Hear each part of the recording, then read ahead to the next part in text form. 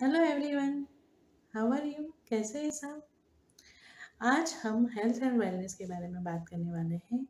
तो सबसे पहले मुझे आप बताइए कि आपके थॉट्स क्या हैं? आप जब हेल्थ एंड वेलनेस वर्ड सुनते हैं तो आपकी अंडरस्टैंडिंग इसके बारे में क्या है? You can write down below in the comments.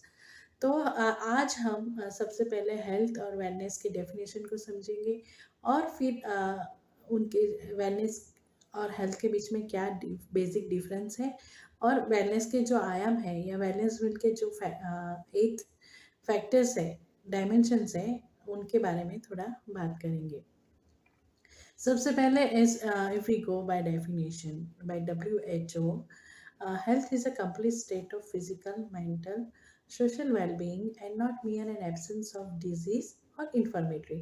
Means अगर आपका शारीरिक, मानसिक, सामाजिक संतुलन बनाए है और बीमारी के कोई लक्षण नहीं है या फिर आप थकावट महसूस नहीं कर रहे हैं तो आप संपूर्ण स्वस्थ है।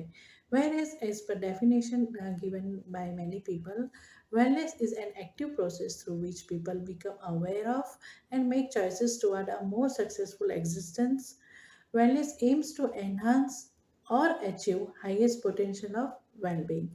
तो अपने well-being को बढ़ाने के लिए जो पाथ हम चूज करते हैं, एक्टिव पाथ जो चूज करते हैं, उसको वेलनेस कहते हैं। इन शॉर्ट, स्वास्थ्यपूर्वक जीवन शैली जो हम अपनाते हैं ताकि हमारा स्वास्थ्य बना रहे और हम स्वास्थ्य की महत्तम अवस्था में रह सके, ताकि हम अपनी ज़िंदगी का जो लक्ष्य है उसको पूरा कर सके, उसको वेलनेस कहते हैं। जब हमने बात किया हेल्थ की डेफिनेशन के बारे में, स्वास्थ्य की डेफिनेशन में, तो सब फर्स्ट था शारीरिक। शारीरिक माने आप आपकी इम्यूनिटी कैसी है, आपकी रोग प्रतिकारक शक्ति कैसी है, आप जल्दी बीमार पड़ते हो या अगर बीमार पड़े तो कितनी जल्दी स्वस्थ हो जाते हो, आप अपने रूटीन दैनिक कार्य कैसे करते हो, कार्य करने के बाद रात को जब आप घर पे आते हो ऑफिस से या काम करके, how do you feel exhausted और यू आर ओके और you feel comfortable. Then comes मानसिक। मानसिक is how intellectual you are, how is your self esteem. आप आसपास की चीज़ों को कितना समझ रहे हो, आप अपने आप को कैसे प्रोजेक्ट कर रहे हो, आप अपनी भावना को समझते हो और अगर अपनी भावना को समझते हैं तो आप उसमें क्रिटिकल कंडीशन में आप कैसे रिएक्ट करते हो, आप आसपास जो चीज़ें हो रही हैं उनको समझ पा रहे हो, तो वो सब आएगा मेंटल एंड और इमोशनल वेलबींग में। सामाजिक, social is carrying and valuing people around you.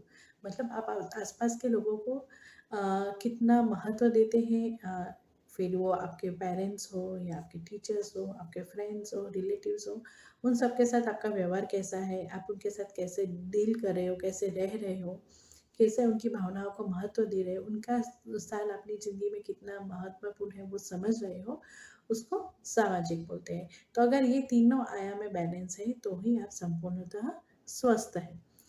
अ, जब हम वेलनेस की बात करते हैं तो वेलनेस के हम उन 8 आयामों की बात करते हैं जिनका हमारे स्वास्थ्य पे बहुत बड़ा असर रहता है। ये 8 एलिमेंट्स हैं या जो डायमेंशन है उसको 8 एलिमेंट्स ऑफ वेलनेस व्हील कहा जाता है। That includes intellectual, social, emotional, environmental, financial, career, occupational, physical and social. हमारी आर्थिक परिस्थिति, हमारी बौद्धिक परिस्थिति, हमारी इमोशनल, भावनात्मक, हमारे आसपास का वातावरण, हमारी आर्थिक परिस्थिति, अ, बौद्धिक स्तर, हमारी हम जो काम कर रहे हैं वो परिस्थिति, हमारी शारीरिक परिस्थिति, हमारे आसपास के रिलेशन, सामाजिक परिस्थिति और आध्यात्मिक परिस्थिति, इन सब का हमारे स्वास्थ्य पे बहुत बड़ा असर रहता है। Suppose they said health is a goal and wellness is a journey to achieve your optimal status of well-being. तो अगर हमको एक फॉर एन एग्जांपल इसको इस स्टेजेस को समझना है, तो एक पेशेंट है जिनको जॉइंट पेन की शिकायत है और उनका अगर वेट रिडक्शन हो जाता है तो उनको ये शारीरिक तकलीफ जो पेन हो रहा है जोड़ों के दर्द में उससे राहत मिल सकती है।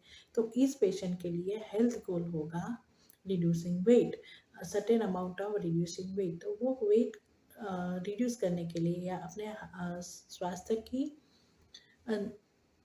अवस्था के लिए, जो संपूर्ण स्वास्थ्य की अवस्था है, वहाँ पहुँचने के लिए वो कौन-कौन से रास्ते अपनाते हैं, कौन से प्रिकॉशन लेते हैं, क्या एक्टिव लाइफ़स्टाइल स्वस्थ जीवन शैली चुनते हैं, किन-किन आयामों को बैलेंस करते हैं, उन सबको वेलनेस कहते हैं।